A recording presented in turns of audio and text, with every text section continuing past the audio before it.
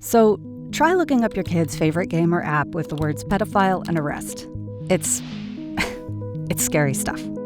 I've been a reporter for almost 14 years now. I've covered war zones and conflicts, domestic terrorism, all of that. So, it's not uncommon to see shocking stuff.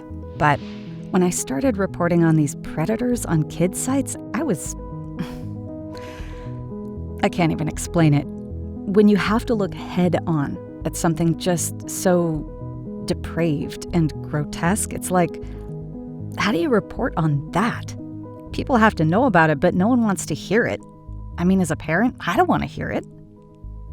Predators have always existed, but it's becoming more prevalent. The online grooming, the abuse, it's happening to kids of all ages, classes, backgrounds.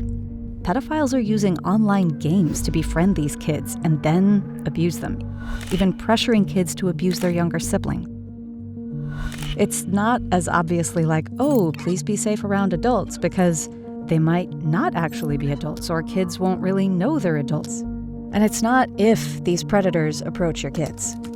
It's when, which is terrifying. But it doesn't mean we're helpless. I've talked to victims, parents, police, and they're all saying the same things. There are ways to protect our kids.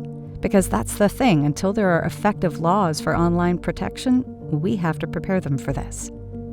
The families I interviewed, the ones where abuse was identified and stopped, they taught emotional intelligence.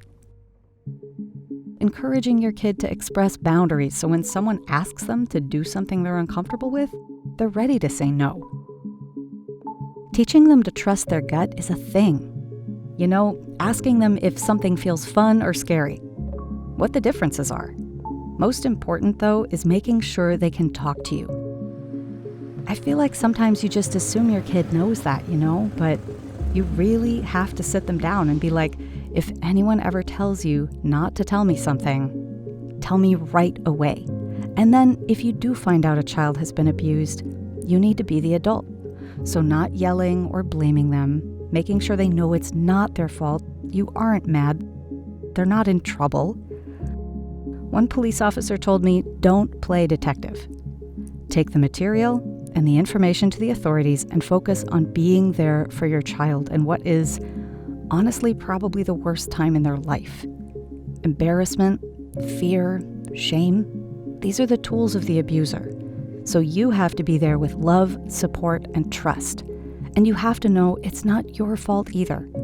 Just tell them that you love them more than anything, and they're going to be okay.